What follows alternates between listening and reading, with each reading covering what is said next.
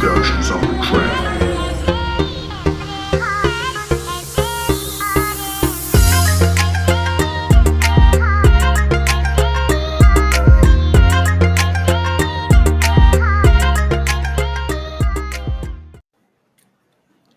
What's up, everybody? This is Case Study QB, and we are the Political Junkies. In the pre-show, we starting a little bit early, 45 minutes early before we get started. Man, there's so much to talk about this week, so I just wanted to get the show on the road.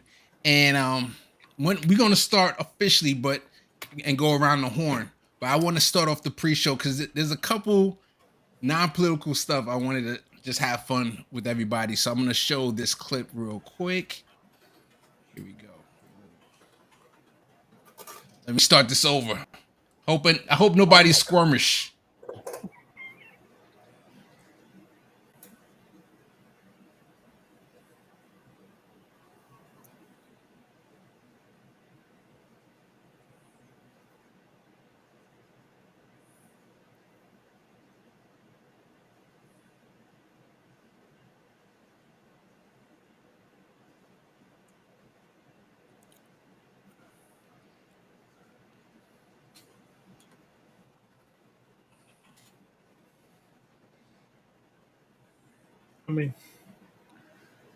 And he's saved. Wow. Oh my goodness. I was like, man, this is like very exhilarating. I don't know if you guys heard the music. No. Oh, they have the music. It was like a like an action movie.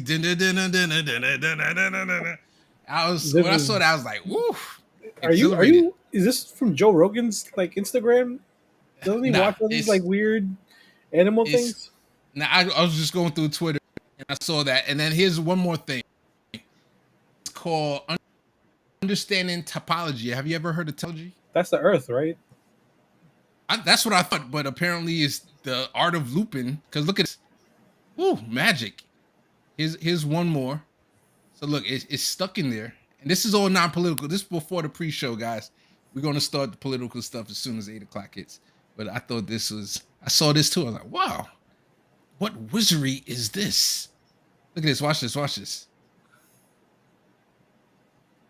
What in the world? Yeah, what kind of magic? Okay, here's one more. I think this is the last one. Okay. So, like, I need to learn this for when I get caught by the cops and they try to arrest me or something. Like, yeah. And they restrain you with an extension cord. You're using paracord. I said, you assuming that you get arrested and not taken out? Okay. Right. I know, right? You can't do that with bullets, right? You can't do that. You know. Oh, man. Oh, here I got one last one. Here's this last one here. Let me see if I don't think I need to play the sound either. I'm not gonna play the sound. This is Don't Mess with Grandpa. Let me play it back. At an Arby's. Uh-oh. Mm. You see how he's standing, right? Mm-hmm. That's it. Party over, lights out. He's standing over here. And see what's nice about him? He said, young fella, I'm gonna school you. Why did you do that? I didn't want to do this to you. He didn't even finish him off. Like, he didn't start stomping him or anything. That's old school. No, when it's done, it's done. There was some honor in the fight. That was like Friday in the scene. Back in my days. Live to fight another day. That's it. He learned his lesson. Hopefully the guy learned his lesson. All right. What time? The way that guy was standing, you knew there was gonna be trouble, right? You know that, right? Yeah. Oh, he was like totally. this. He's like, it's over for him, bro. It's over for him. So we're gonna, just for those people in the chat, much love to y'all or everybody watching. We're gonna get the political talks in as soon as in 1 minute, as soon as 8 o'clock hit. But just want to give a shout out to PJ Holly Horn is in the building, and yeah, you know what? We'll get the party started right now. Let's get this party started. Where is my intro? Here we go. All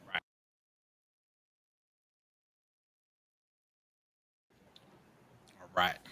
What's up, everybody? This is Case Study QB, or the Political Junkies, back at it again. And let me go around the horn. Got our producer Bidone is in the building. We got Days in the building, Big Pun, and David is back. So happy to have David back. Beno, how you doing, buddy? Doing good. All right, Dave. I can't hear you. You're muted, buddy. What about now? Yeah, there you go, buddy. Hey, everybody. I thank y'all for having me back. I'm excited. Yeah, right.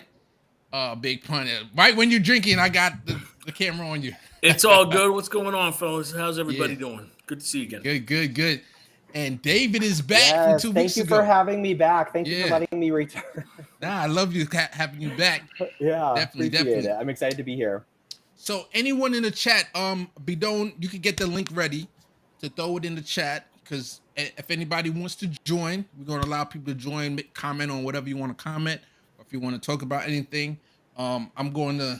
We might have, last week we had Lambda Man for the whole show.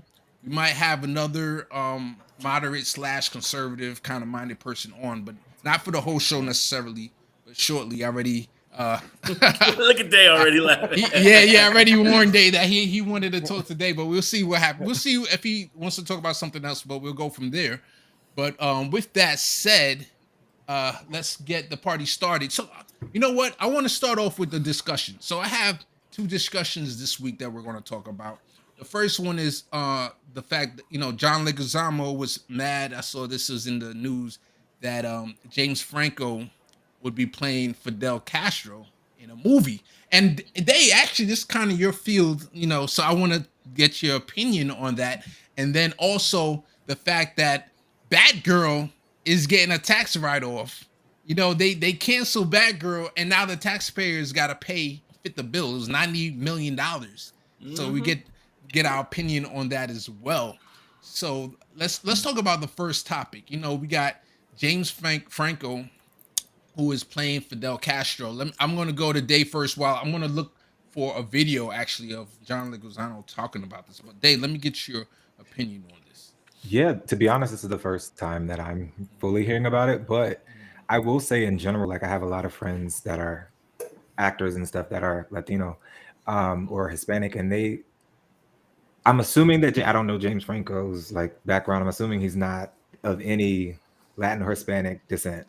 I don't think so either. But that came up. Generally speaking, given the climate that we live in, I think you're better off because Fidel Castro's ethnicity was a big part of who he was, and a big part of, I felt like, his ideology and the things that he prescribed. So it's kind of weird to take that out just to have a big name actor, when I'm pretty sure you could have found an actor. If they said oh y'all, we auditioned 150 people in Cuba and nobody could play it. Okay, sure. But that's not what the press release stated. I know people, when Selena was played by Jennifer Lopez, who was Puerto Rican and not actually Mexican, like Selena was, there was a lot of controversy at that time. But everyone now understands the incredible job that J-Lo did playing Selena. So it's there are times where it might be appropriate, but I think that this one might have been a little too questionable. What was that guy that did Star Wars, the Rogue One? Oscar Isaac. But he's Latino. He doesn't use his last name. I think he's got a Latino last name. And if you play the tape, Leguizamo does mention that. Yeah, I'm going to play that. But I think, are you talking about Pedro Pascal? Pedro Pascal plays the Mandalorian. Mandalorian. Okay. But there's another character that's played. There's 2 Latinos in the 3 now. Jimmy Smits is in it. Pedro Pascal, Diego Luna, and Isaac. Okay, I know Pedro is from Chile apparently. Correct. So he might have been able to. The only thing I would say is James Franco does kind of look like I could kind of see the resemblance. You'll see what his family from Portugal. Let's tell the story. Gotcha. Let's see hear what John Leguizamo has to say. Okay, y'all, come on. Let's get real about this whole situation. All right. Now, people saying, "Oh, John played in Italian in Summer of Sam." Dude, You think that was the rule? I was the exception. You think thousands of Latinos were getting Italian roles or any other roles? No, we weren't. And we're the oldest ethnic group in America after Native Americans. We've been here for 500 years and not getting roles. We're 30% of the box office. I want one of the roles, okay? 30%. That means out of every 10 movies, 3 of those should be Latin movies. And 10 actors in your Marvel movies, 3 of those will be Latin actors, okay? Out of 10 TV series. And I want the long pipeline, too, where white movies get to fail, a million different shows get to fail, and we only get one shot once a year. No, we need a lot of Latin movies and TV shows to be allowed to fail and keep making them and keep fixing them like white shows do, okay? Latin people don't get a shot. No, we don't. Even white Latinos and white passing Latinos don't get a shot, you know? Well, Oscar Isaac had to change his name. He can't be Oscar Isaac Hernandez and have the success he has because then he's stigmatized. Bruno Mars, why can't he be his Latin self? Because there's a stigma to it, all right? So it's not the same thing. No, we don't have the same privilege. No, we don't have the same rights. You know, I love Franco. He's cool. James Franco's cool, you know, but he's not Latin just because he's Portuguese. Portuguese and Spaniards are not Latin people. To be Latin, you have to come from Latin America. You have to have been born there. And the majority of us are mixed race, indigenous and black, or a mixture of, they're a cocktail thereof. Okay? So let's grow up. Interesting. So, if I may, case on this video. I understand his anger, right?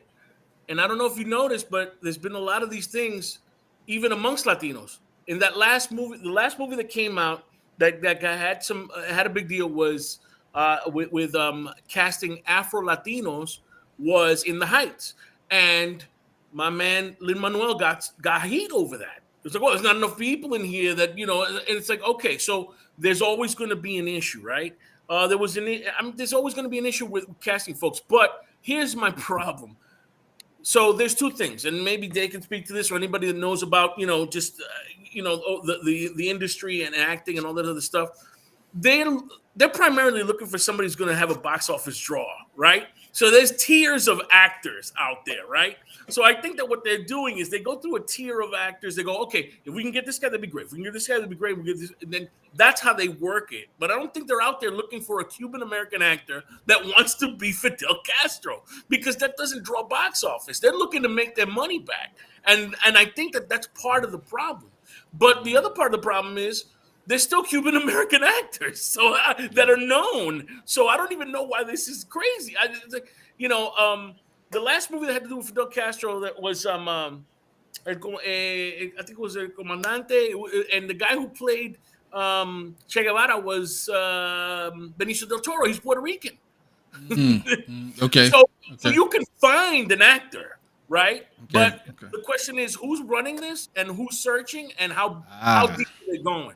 And that's my opinion. And don't get me wrong, I like James Franco. He's a good actor and whatever, but you know, especially in this day and age, like we were saying before, it's like you're up in arms because you're like, there's no Cubans out here? You crazy? It's nuts. So I think that's probably what the problem is. You know. Well, to answer John, I would be interested in the movie. Now the question is it going to be good? What perspective is it going to be from? Is it from the capitalist perspective, or is it from the Cuban pro Fidel perspective? And you know, so that's going to be interesting to see what perspective is going to be from. So I guess time will tell. It's based on a story about his daughter. It's not even about him. Oh. Okay. So it's called Alina de Cuba, which is based on his daughter Alina Castro, but that's another story. But yeah. So okay, so maybe I might not watch it because I was interested when it was about him. Personally, I wanted to learn more. And I find value in finding out even the capitalist perspective of what they think of the Cuban Revolution. You know, Batista, I believe, was the dictator before that. And I would want to see how they would glamorize him. You know what I'm saying? That's the capitalist perspective. They would do that. And then how did he interact with the mafia and all these different things? So I'm just very fascinated by history and the propaganda that they might try to push through it with that movie. So, but I think we talked about it enough. Unless anybody else have anything else to say about it. All right, we're all good. All right.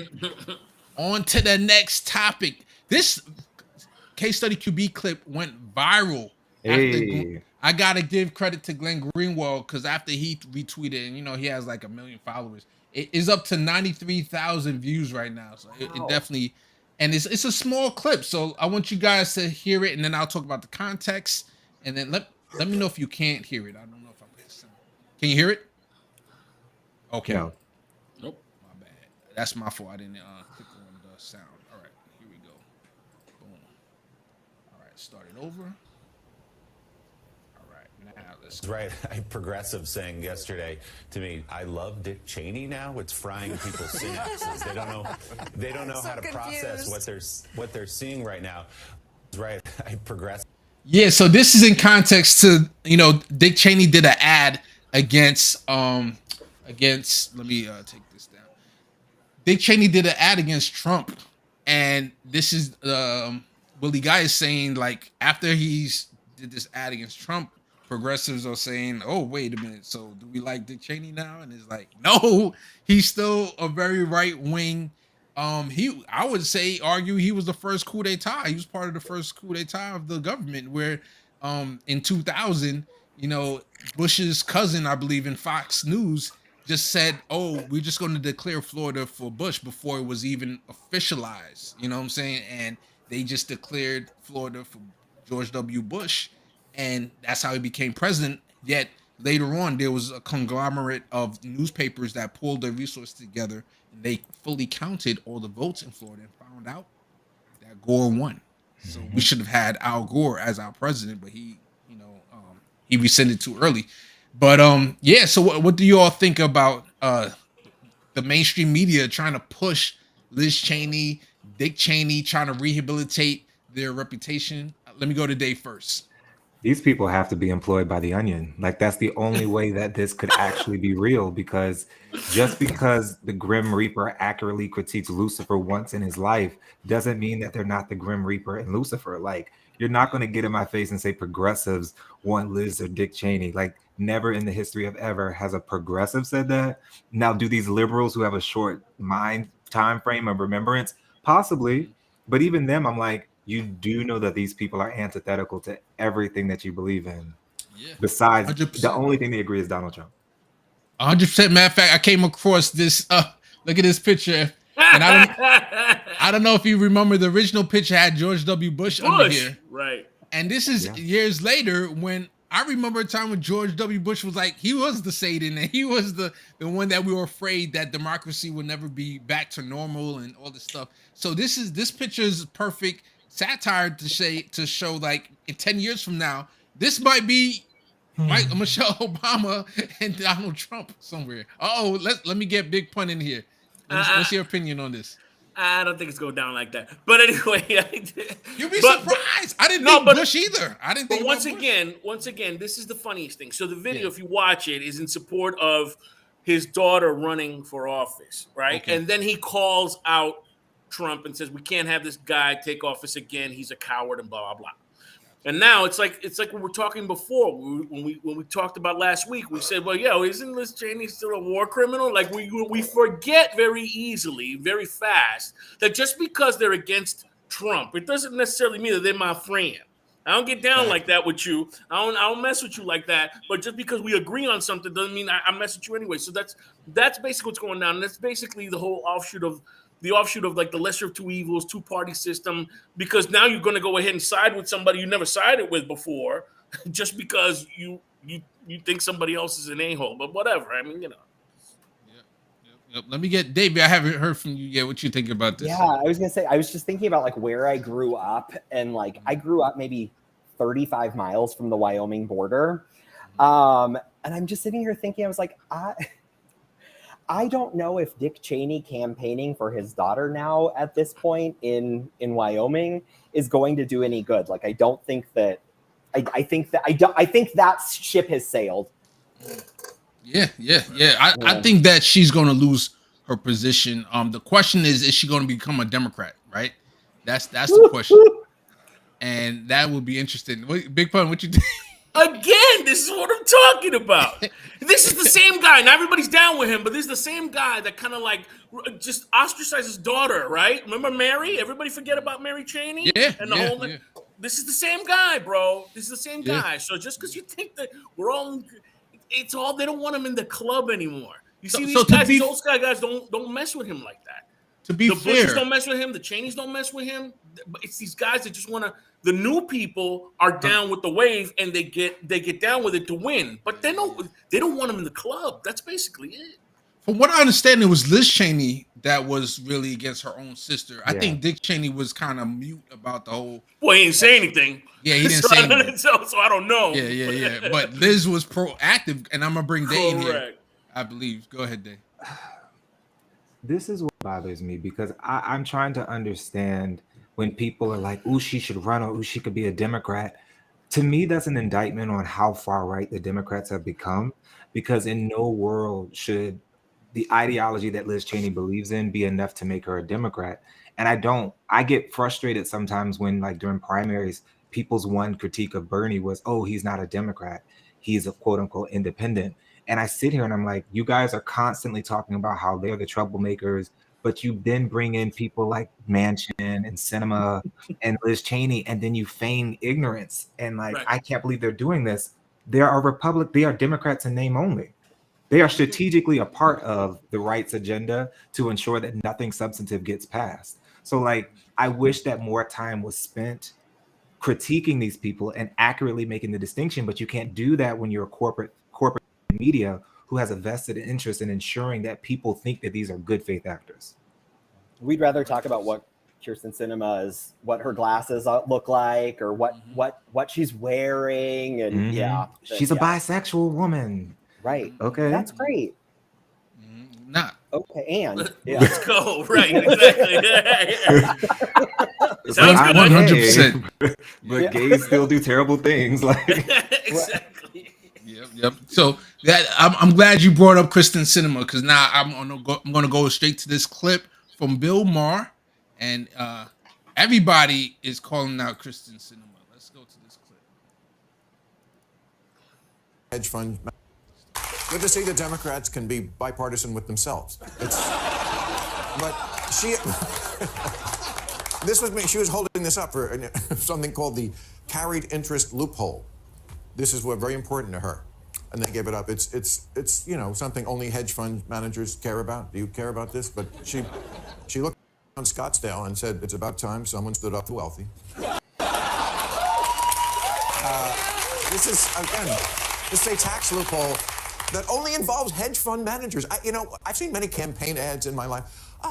Just firemen, farmers, welders, a kid pulling a dog in a wagon. It's rarely hedge fund managers. I've never seen one with a guy, "It's morning in America, and I've been up all night snorting blow off a hooker's ass." I've never seen that.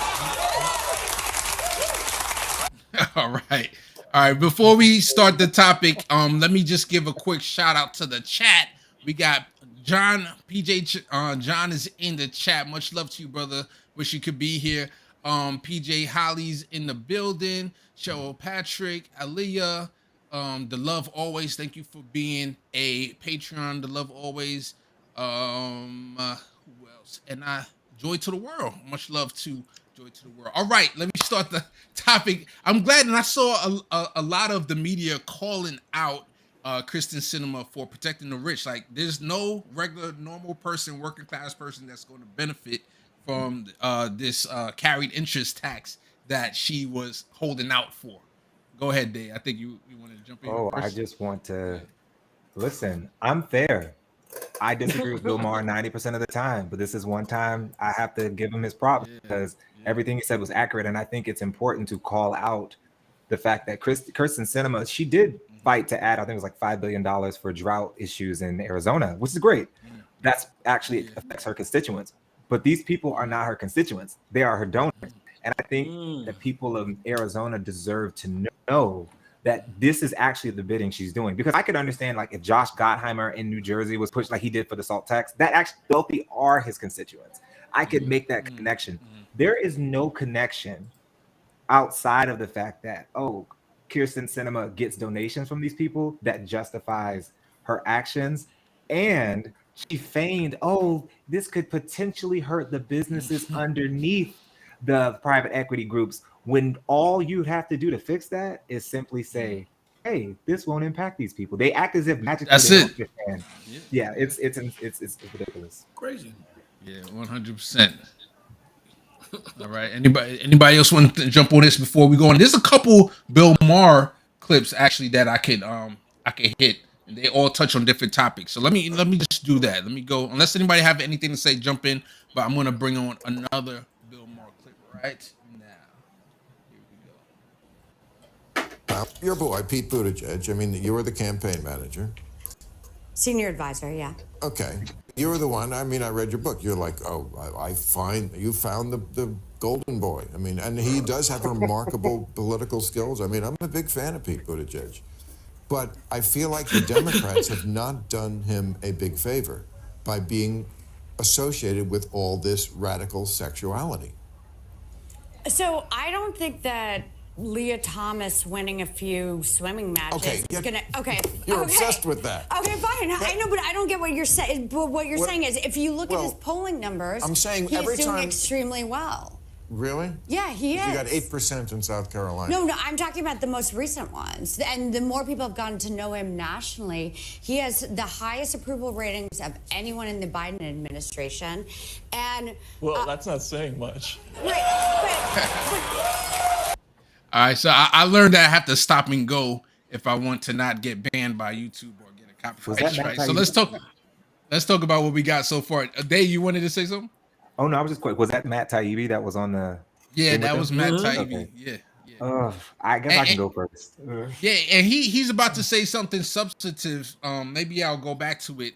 But basically, they're talking about, of course, the fact that Pete Buttigieg is a homosexual man, and they're talking about although people call it wokeism that's going on with gender athletes and all this stuff, and they're saying that's hurting Pete.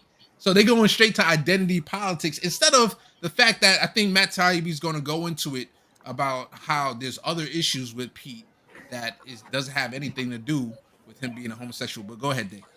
That's exactly what I wanted to hit on. I was like, there are plenty of things that we could easily critique Pete Buttigieg for. Him being a homosexual male is really the least of my concerns, because honestly, I don't view him as representative of the community that I'm a part of.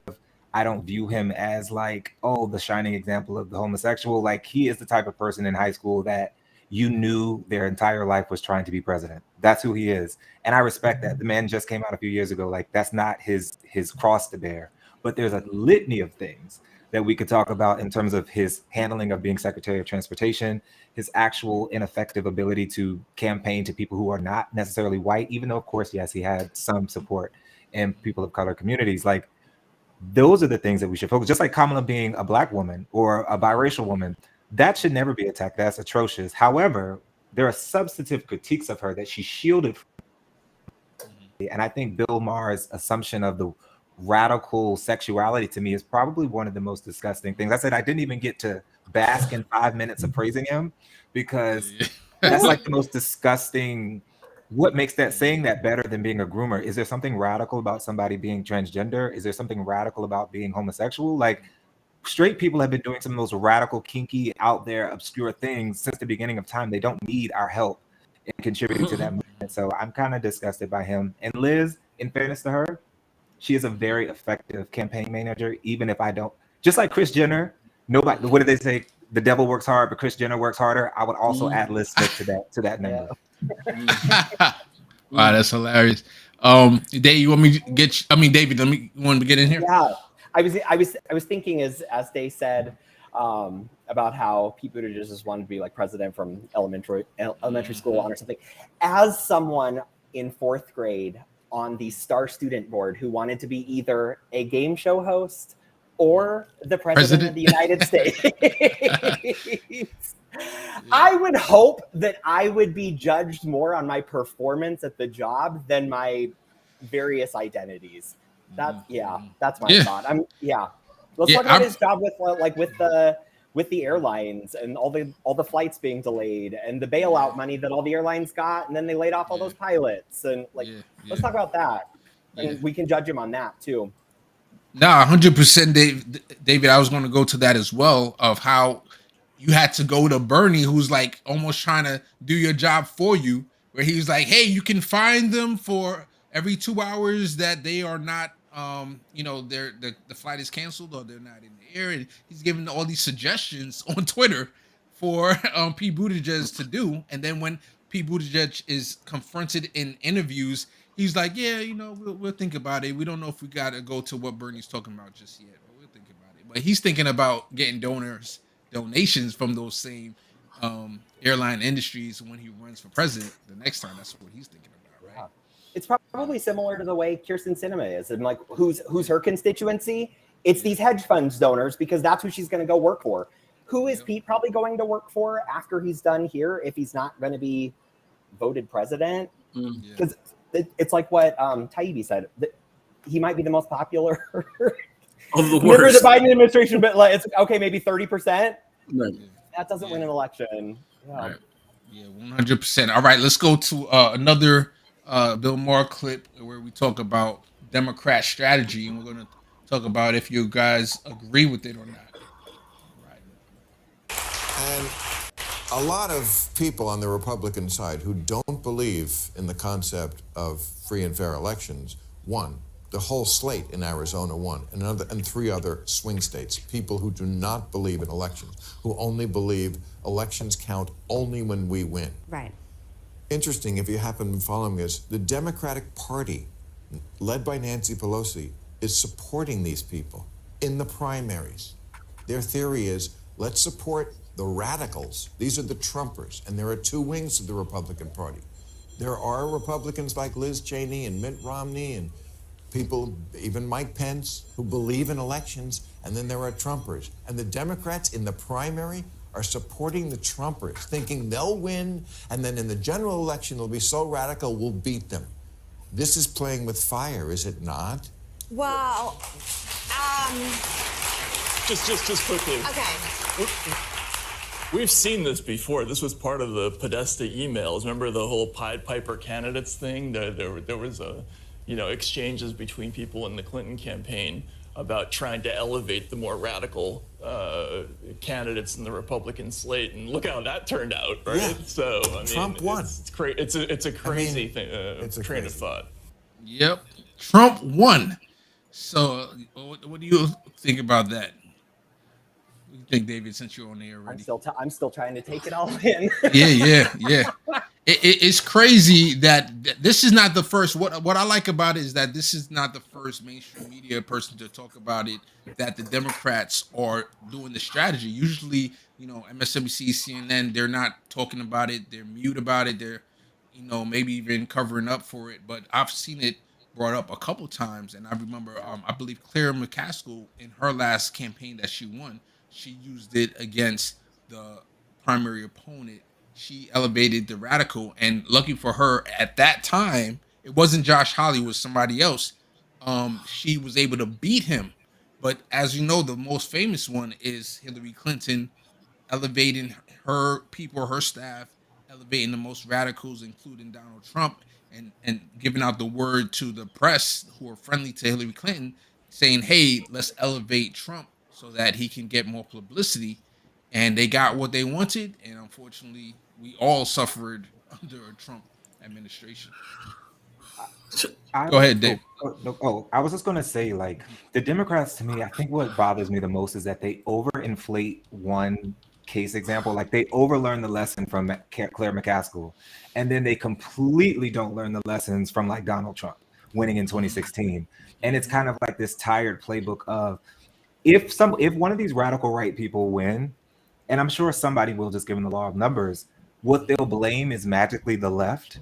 And they'll say, like, they won't ever self-reflect about, like, oh, this wasn't a good idea. And I say, you can't be honest and say that you believe this is fascism and it's all the hyperbolic and some justifiable things that they say, and then even risk the chance of allowing that to be who the person could be, unless you just have, like, memory hole and just don't remember what happened in 2016.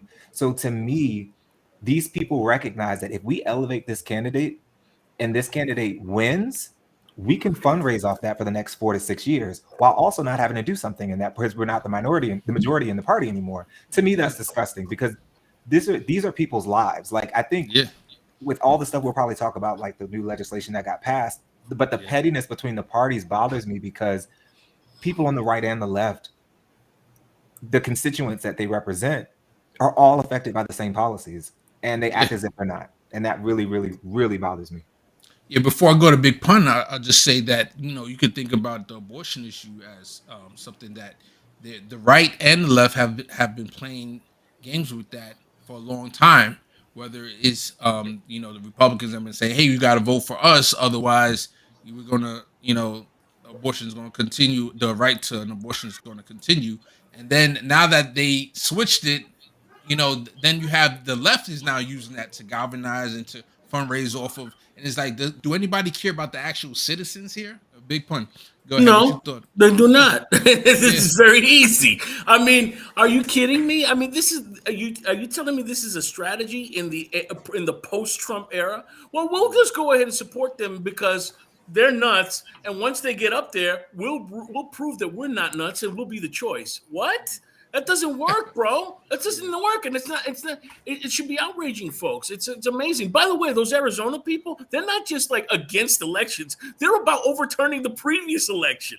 They're about doing this. I mean, they're deniers of the truth. And to me, it's like, dude, how could you even be considered for office when you're denying what actually happened? I don't even understand that. And these are the people that you're going to go ahead and then go, well, don't worry. People will realize they're nuts, and they'll come on our side. Not gonna work. Horrible. Exactly. And then they get elected, and then we have how many Marjorie Taylor Greens we're going to have in office, and all these other crazy people. Boebert. Yep. Yeah. Boebert. Exactly. Yeah. Mm-hmm. All right, we got one more clip from Bill Maher. Oh, Bill, giving us great material, Bill. Yeah, I know, right?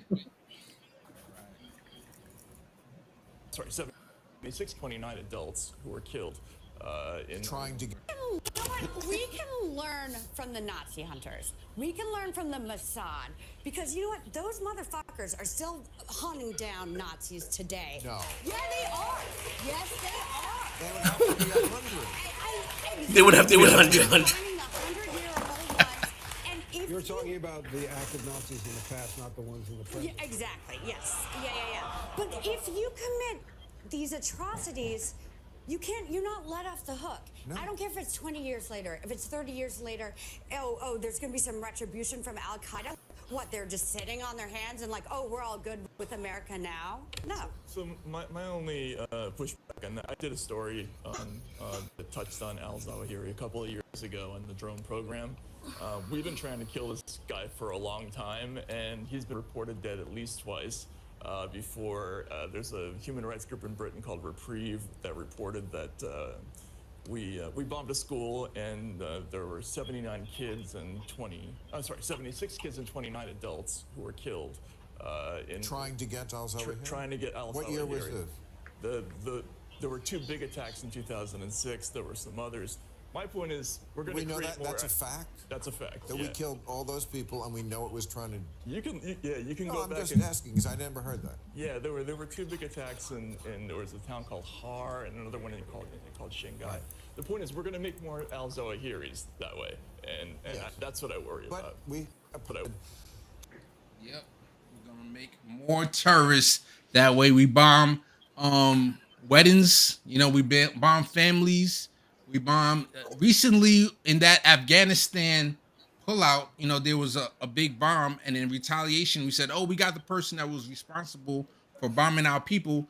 Nope, it was just a regular person that delivered water or something. He's going back to his house, and his kids came out to his car, and then they just bombed the whole family. We bombed the whole family with the drone. So this is how we create terrorists. Yeah. Terrorism creates terrorists, and I think might be unpopular to say, but respectfully, like we talked about this last week. We are fortunate not to have too many home soil attacks, but like think about what happened. I mean, I was very, very young after 9/11, but look at how the treatment of people who identified as Muslim or had any Middle Eastern look, how they began being terrorized or ostracized in society. Some people probably, I'm sure, were killed. Look how quickly that happened, even on homegrown soil. So imagine that was after one attack in one day. So imagine for the past 20 years, you have continuously lived in a perpetual state of fear because of a country that you know who is doing it. And you see your grandmother, your aunt, your brothers, your sisters, everybody being murdered continuously for things that you all had nothing to do with. And then you see them out there on TV saying, oh, we got this person. Oh, we did. Oh, so sorry, guys. We accidentally killed the other people instead. What do you think these people would grow up to think about us? And how could you not see the connection between their actions and what we're doing? Not saying that, of course, it's not right, but it's like you have to be able to see things from other people's perspective when it comes to foreign policy. Yeah, I've been thinking a lot about, of course, there's reparations for the former slave families of slave, which I totally agree with.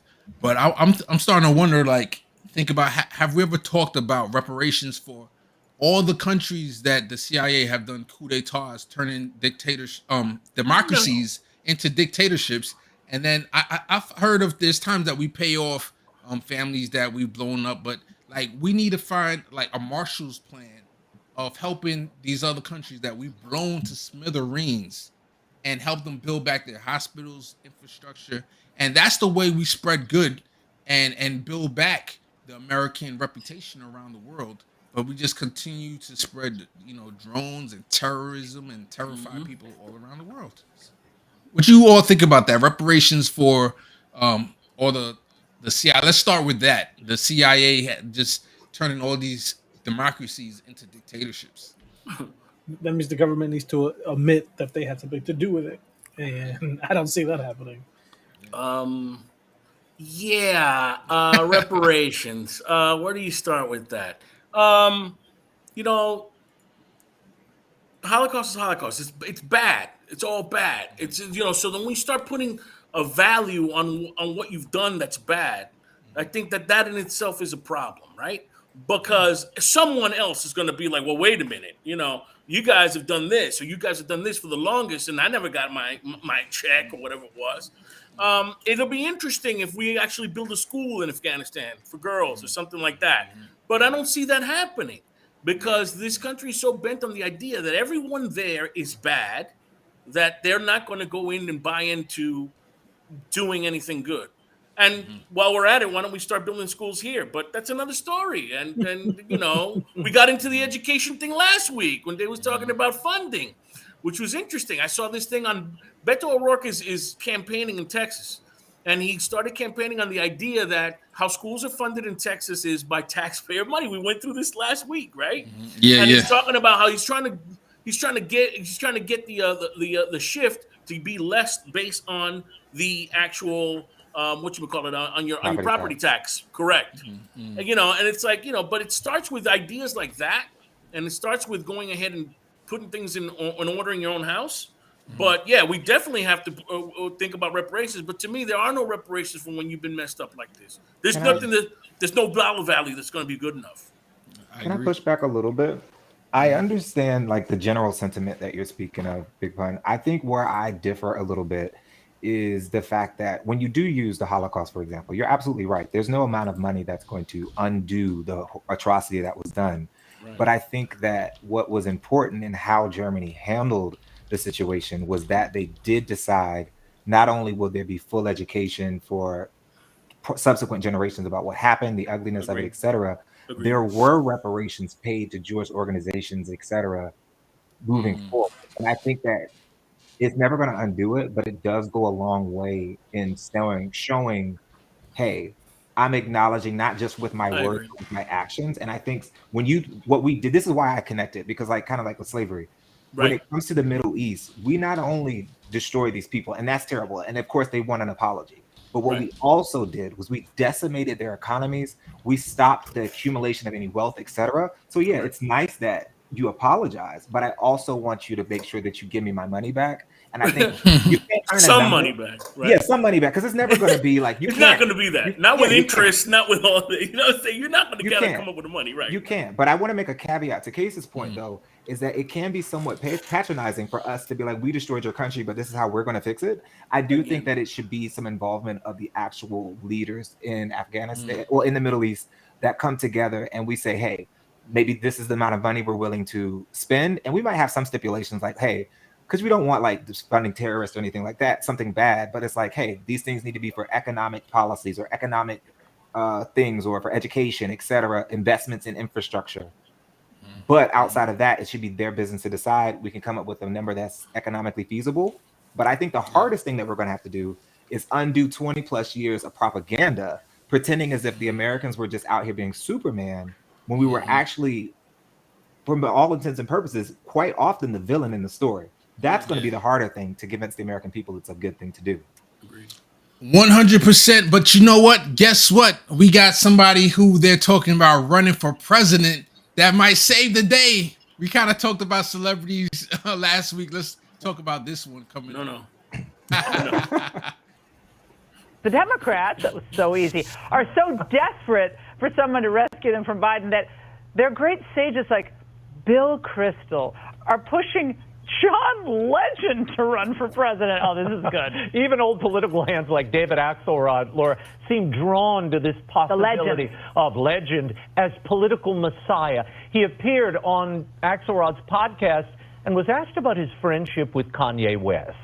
Well, we aren't friends as much as we used to be because I honestly think because we publicly disagreed on his running for office, his supporting Trump. I think it became too much for us to sustain our friendship, honestly. So he's the most, intolerant person out there. This is a typical liberal. They claim to be so tolerant and open. Aren't we woke? Aren't we? In the end, they're snobs. If you don't agree with them, they want no part of it. I just don't like the idea that you end friendships over political differences. That's not the way America works, and certainly not a leader. But, the greatest obstacle to Legend ever being president or pursuing politics can really be described in 2 words. Chrissy Teigen. Can you imagine this woman as first lady? I think it's possible to be really angry all the time. If there was one word you would help particularly women use more frequently, what would that one word be? F*** you. I'm sorry, speaking of that. You're very... First of all, charming woman. She's having a baby, which is awesome, and she had some struggles with that, so that's fantastic. Yeah. All right, I think we got enough of that clip. Oh, God. President John Legend. Dave, what you think about this one? The onion strikes again. Like, this is not the same 2 people who are for 4 years, 5 years praising Donald J. Trump and how amazing him and Melania are and how tolerant they are despite consistently calling us the radical left, which they're never referring to the actual left. They're only referring to liberals who aren't actually radical or left.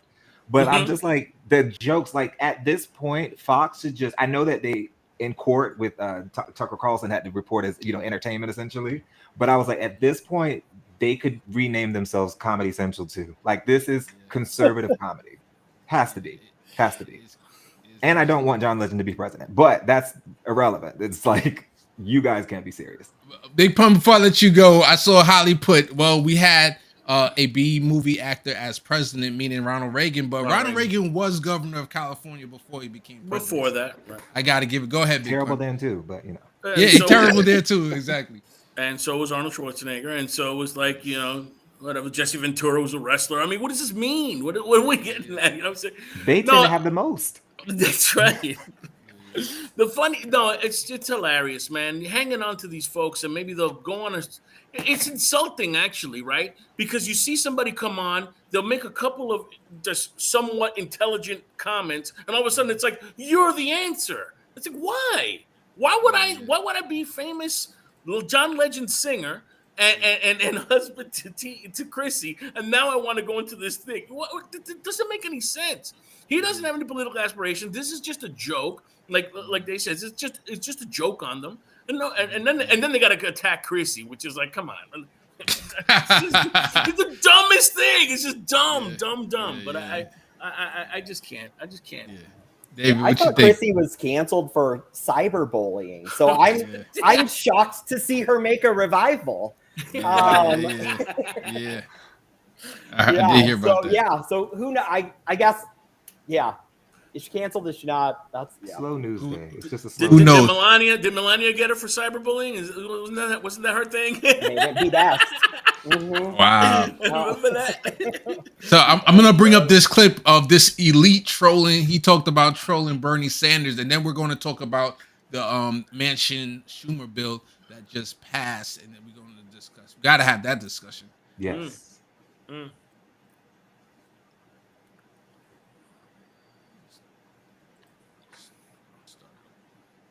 Up by 5.3%, and inflation is, could be 9%. So even if you have a job and your wages are going up, you're not keeping up with inflation. And one of the things buried in this jobs report that no one's talking about, but I am, is the fact that some of the jobs that were created are people that are taking a second job just to make ends meet. In fact, Bernie Sanders tweeted today, and I had to troll him on Twitter, but Bernie Sanders tweeted that people need to take two jobs in order to, have a living wage. Wow, yeah. Well, if it wasn't for economic policies that give rise to inflation, that wouldn't be the case. And I think the problem is some bad policies. Well, I want to get to that really quick.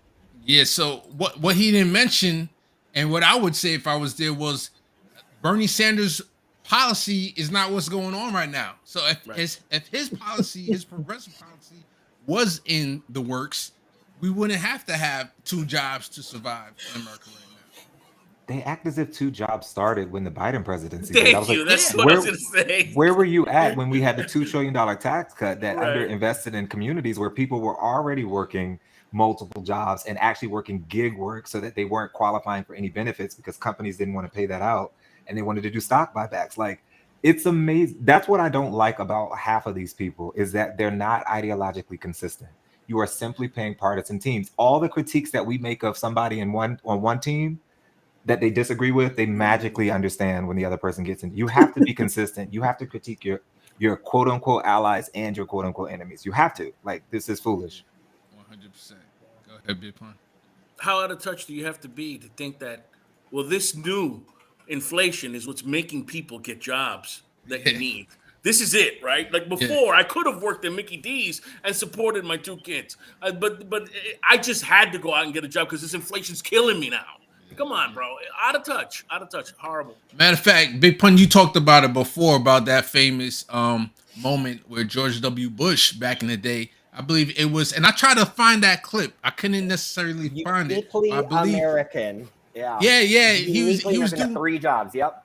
He was doing a tour, and the tour was called, it was on Social Security. And matter of fact, I believe he was trying to privatize Social Security, matter of fact. And they had that older woman saying that she had 3 jobs. And he said, like David said, oh, that's uniquely American. No. No, it ain't. He's not supposed to be. The other countries in the world, they're taking siestas in the middle of the day. They go home and taking a nap. 4-day work weeks. 4-day work weeks. They get months off on vacation at a time. So I guess it is uniquely American, but it's not supposed to be. In a bad way. In a bad way. Exactly. In a very bad way. So I'm just gonna bring up the text of some of the notes from the Build, not the Build Back Better bill. Actually, this is supposedly the Inflation Reduction Act. Let me see if I can make it bigger. So this is saying what's in it, and I from what I understand, and I believe it's not the final, because remember Kristen Sinema did some things on the back end. So it's supposed to have $370 billion in climate and energy funding. Medicare negotiate for prices. Matter of fact, the parliamentarian did something to that's not its full strength.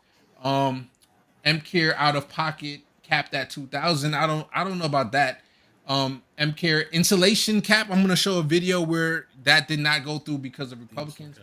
3-year ACA extension, $5 billion drought resiliency, 15% corporate minimum tax, 1% excess tax on stock buybacks. Now I believe that was the trade-off. That was a good thing that I think Kristen Sinema, she took out the tax for the rich, the interest loophole. This was loophole, Exact. Thank you. But I think this was put in its stay, and I believe this is more money that you're going to get. So I got to give credit where credit is due, and also extra money for the IRS enforcement. So we've had that discussion plenty of times on the show about should we abolish the IRS or should we keep the IRS. So this is the Democrats saying we're going to fund the IRS, and I believe it's a good thing because they'll be able to go after the rich people who have a ton of lawyers that are going after the that they're avoiding paying taxes. So now they're going to have more resources. Hopefully, that's the idea, and they will be able to. But this is some of the things that are missing: universal pre-K, child care, elder care, tax credit, and just a whole bunch of things that Bernie Sanders was trying to fight for and trying to put it back in the bill. But unfortunately, before I show this video on the Republicans blocking the insulin costs, anybody want to talk about what we have so far? Yep. This actually, I mean, I don't want to dominate, but like this actually made me both. It just made me really angry, like watching this because not because there are things I disagree with. I think it's good that we have the billionaire thing, but it just shows you what things they're willing to fight for and what things they're not. Like the fact that you all just so casually said, okay, well, we're not. Everybody says they support the child tax credit, but no one voted for it when Bernie Sanders tried to introduce it as an amendment. I mean, we all say that we support, doing this, and third, but we're not going to actually vote on it. And it's just like you allow cinema to be the end all be all, but then nobody's willing to challenge her, like because being like you said. Nobody else is getting benefited from the carried interest loophole with these private equity groups. Yes, the stock buyback thing, honestly should have been 3%. Like I totally agree with that. But what I don't understand is like you guys sit here, only the Democrats infight like this to make bills worse when they're in office. The Republicans, like, and maybe I'm wrong because I'm not that interested in Republican politics. Like, just it's not my area of interest per se. Like when they're in office, I don't ever remember seeing stuff where they're like, "We're going to make a terrible bill better." I have to make it in this case. Like, yeah. No, like when the $2 trillion tax cut happened, they said, "Okay, we're going to do it." They just do it. Yeah. So why? Like, where's the same level of gumption? Where's the same level of like, hey, let's get stuff done to help the people? It's not there, and you have people getting away with that consistently, and that's what really bugs me. Everything is always to the worst candidate on the team. So Dave, you mentioned it here, but also Warren, this is a Bernie staffer where he discusses this as well. That and I don't know if you guys can read it, or everyone can read it, but our amendments 11:31 p.m. It says the cut Medicare drug prices by 50%. This is what Bernie put in as an amendment. And he was the only person to vote for it, 1 to 99. And then he did an expand for Medicare. It was 3, I'm sure that included Bernie, to 97, right? And this is in the Senate. So, the Civilian Climate Corps, 1, which of course is Bernie, to 98. Extend child tax credit, 1 to 97. Wow. Strike fossil fuel breaks out of the amendment, 1 to 99.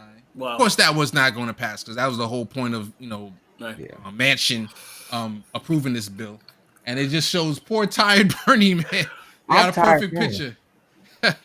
Go ahead, big pun. Poor Bernie, again, right? And this is horrible, man. It's like I love to see those splits because then you really know who's who, right? Yeah. You think everybody's on the team, but nah, not really. And like we mentioned before, all these things are a fraud. When it's bipartisan, you know it's bad. So that's bad. It's just horrible. But yeah, bad to see. 100%. Aliyah's point is a good one. That's a really good point, Aliyah. I hope I said that right. Is this it right here? Yeah, I was like, that's so typical. Like it's so boring. Like most people aren't even making $400,000. I just want to keep this arbitrary number we keep using. Like the median income, I think in America is like what $40,000 to $50,000. Like, stop! Please stop this. And more importantly, yes, I do think it's a valid concern, but that to me shows you how corrupt our system is. Because if you think that them getting more power and enforcement is going to hurt the people who make less money, instead of arguing, hey, make sure you use that money to get the wealthy, you are a part of the problem. 100%. Let me read what Aaliyah put. But both MSN and Fox News have been fearmongering all day about how the IRS enforcement will go after people making $400,000. It's just, yeah, absolutely right, Day. And then she also said, "Case study QB. My day job is a pharmacy technician. The Medicare course ain't going to pass." I was thinking that already. Also, I'm like, there's no way pharmaceutical companies are going to lobby totally against that and get that taken out. Who do you think will block that though? Because technically, if I'm not mistaken, it passed the Senate doing it because they got rid of the private aspect of it, where private companies can't do it, only Medicare. And I thought it was going back to the House to be voted on. So I might be wrong, but I thought it had passed the Senate 49 to 51 or 50 to 51. No, I think you're right. Because also the parliamentarian, because she said that it couldn't be applied to private, they had to get a 60 a threshold, like a supermajority for it to pass, and I think they fell short 3 votes from what I understand, because there were some. There was. I know I put a joke out on Twitter like, how can we vote the parliamentarian out of office? Like, let me know, because this is working. She is working hard to screw over America. She's working her 2 jobs that is uniquely yes, American. It just happens to be at the same place. Right. Right. 100%. Yeah. I was going to say, actually, I was going to say, go ahead, David, buddy. I was going to say, during my day job, actually, is I work for a tax and accounting company. And what's been really interesting, especially, and this is just anecdotal, but I was like, what I have noticed over the last year or so is the IRS sending out notices to people who they're saying that they got their stimulus checks, but they actually didn't. And so I'm like, the IRS wants to fight about these stimulus checks all day instead of going after these billionaires and millionaires who the bulk of the unpaid tax debt belongs to. And so I also think about like, when I just reflect quickly about what are the federal government agencies or institutions that I probably have the most interaction with, it's probably the IRS filing my tax return every year and the post office. And so I think about like, what is the easiest way to make it seem like our federal government is not functioning as it should? Underfund the IRS and underfund the post office, because these are very visible to a large number of people. Right. And so I'm like, what? Like, it would be start there to build some credibility. Like with the American people, start there by funding just those 2 agencies. 100%, and I believe that they're trying to. I believe it was $30 billion that they're trying to get for the IRS, and I think I heard, I believe it's Warner Wagner that said that if they do their job right, they can bring back $200 billion in revenue because they go after the rich and those who are skirting paying their taxes. So that will definitely be money well spent. And I'm going to play this other clip real quick of showing how the GOP is blocks the insulin cost cap for millions of Americans right here. Republicans were able to keep one key item out of the Inflation Reduction Act. They voted to block a cap on insulin costs for millions of patients across the country. Democrats had tried to limit those costs at $35 for private insurers. The bill does include that cap for people 65 and older on Medicare. Only 7 Republicans joined all Democrats to try to keep the cap in place. But due to Senate rules, the chamber still needed 3 more to reach the 60 votes needed to actually pass. Many of the 43 Republicans who blocked it had a different take on this issue in past years. That includes Senator Joni Ernst just 2 years ago. The skyrocketing costs of prescription drugs has become a matter of life and death for so many. We've heard the heartbreaking stories of individuals who could not afford their insulin, were forced to ration and skip doses, and as a result, they lost their lives. Iowans have been very clear with me where they stand on this issue. They want to see us come together to advance solutions that drive down those drug prices. That was 2 years ago. The senator's opinion has apparently changed. Apparently. Oh man, I wonder what the ad is going to look like with the Democrats going after that seat. But do you think they're even going to take advantage of it? That's the question. What sucks is probably no, and I promise you that should be the way that they went. The way that the Democrats went after Nina Turner and support of Shontel Brown should be the way that they play these ads for all 43 of these senators who went against capping that and making Americans pay 4 times the average of other, OECD countries. This is freaking ridiculous. When red states tend to have the lion's share proportionally of people who have diabetes, etc., the fact that you could look those constituents in the eye and tell them, I don't care if you die, to me there's a special place in hell for people like that. Like that's just ridiculous. There's no acceptable reason to tell somebody, I'm sorry. They need to get their profits. 110%. Man, it's 9:00 already. Oh, PJ Chris is in the building. Shout out to Rafael Rodriguez also.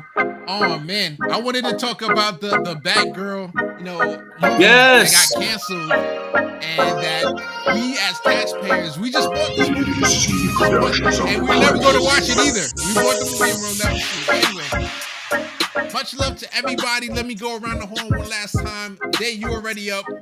Say bye to the people. Thank you all so much. Have a great night. Love y'all. Thanks for watching. All right, David. Yeah, thank you for having me back. I enjoyed the conversation. All right, big good. Good stuff as always. Good being here. Thank you, Case. Thanks, everybody. All right. Producer Bedone. You could be anywhere in the world. But you're here with us, and we appreciate that. And just to let everybody know, let me thank our Patreons real quick. I want to thank Nancy Manchin, Deborah B, PJ Chris, Akibasha Zachary Guston, and Shanika Thompson. Thank you for being Patreons. And next week, we might have PJ Unleashed. I'm not going to be here, so we might either not have a show or everyone here is going to be unleashed on the audience. So I won't be here, and everybody's just going to go wild and have fun and have any topic. So you guys decide what you want to do. That's next week, Monday. You've been anywhere in the world, but you're here with us. Appreciate y'all. Have a great one. Great week. Adios.